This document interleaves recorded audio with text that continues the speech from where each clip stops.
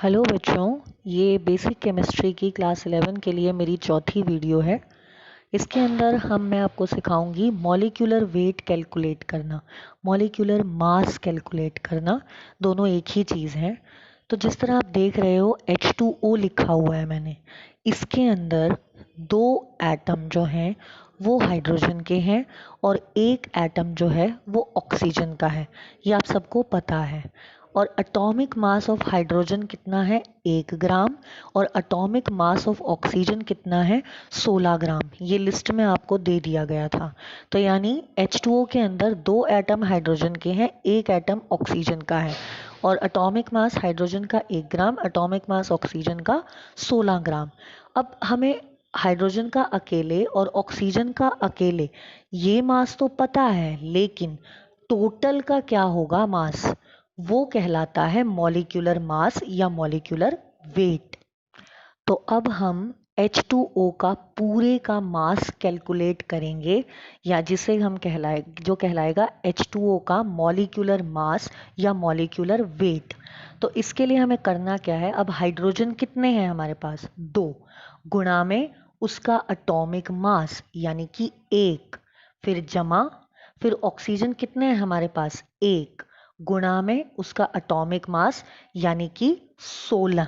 ठीक है, तो 2 गुणा 1 जमा 1 गुणा 16। तो उत्तर क्या आ गया? 2 गुणा 1 यानी कि 2 जमा 1 गुणा 16 यानी कि जमा में 16, 2 जमा 16 यानी कि उत्तर आ गया 18। अब ये वजन है, मास है, तो इसीलिए इसके पीछे क्या लगेगा? ग्राम लगेगा। तो H2O का मॉलिक्यूलर मास है 18 ग्राम। इसी तरह अब हम कार्बन डाइऑक्साइड यानी CO2 का मॉलिक्यूलर मास कैलकुलेट करेंगे। अब CO2 में कार्बन कितनी है? 1, गुणा में उसका एटॉमिक मास कितना है? 12। फिर दूसरा एलिमेंट ऑक्सीजन स्टार्ट हुआ, इसलिए बीच में जमा का निशान। फिर ऑक्सीजन कितने हैं? 2, गुणा में 16 उसका एटॉमिक मास है। तो जब भी हम दूसरा एलिमेंट स्टार्ट करते हैं, बीच में जमा का निशान आएगा। जैसे कार्बन 1 गुणा 12 था, फिर ऑक्सीजन स्टार्ट किया तो बीच में जमा का निशान 2 गुणा 16। यहाँ 12 जो है वो कार्बन का एटॉमिक मास है और 16 ऑक्सीजन का एटॉमिक मास है। कार्बन 1 थी इसलिए 1 गुणा 12, और ऑक्सीजन 2 थी इसलिए 2 गुणा 16। ठीक है, तो अब आ गया 12 गुणा 1 12 जमा 16 दूनी 32 यानी कि जमा में 32, 12 जमा 32। तो 12 जमा 32 हो गए 44 ग्राम। तो यानी कार्बन डाइऑक्साइड CO2 का मॉलिक्यूलर मास है 44 ग्राम।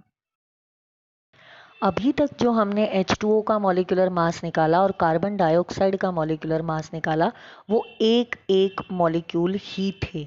लेकिन अगर इस तरह आ जाए 2NH3, यानी कि NH3 के कितने मॉलिक्यूल्स हैं?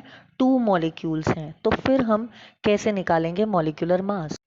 तो ये जो 2 लिखा हुआ है, जो मॉलिक्यूल की संख्या हमें बताता है कि 2 मॉलिक्यूल्स हैं, ये 2 पूरे NH3 के साथ है। तो इसीलिए इसको हम ये मान सकते हैं कि ये 2 जो है वो ब्रैकेट के बाहर है और अंदर क्या है? NH3 है।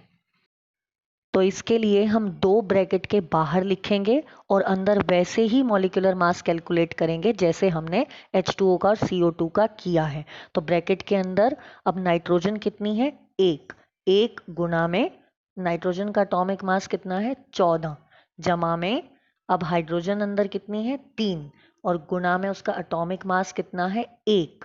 तो यानी कि कितना हो गया? तो अब ब्रैकेट पहले सॉल्व होगी, इसलिए 14 एकम 14 जमा 3 एकम 3, यानी कि 14 जमा 3 और ब्रैकेट के बाहर है 2। तो अब 14 जमा 3 कितने हो गए? 17, और ब्रैकेट के बाहर है 2। तो अब ये जो 2 है वो 17 के साथ क्या हो जाएगा? गुना, क्योंकि ब्रैकेट की गुना होती है। तो 2 गुना 17 यानी कि 34 ग्राम। तो यहाँ पे 2NH3 का मॉलिक्यूलर मास है 34 ग्राम।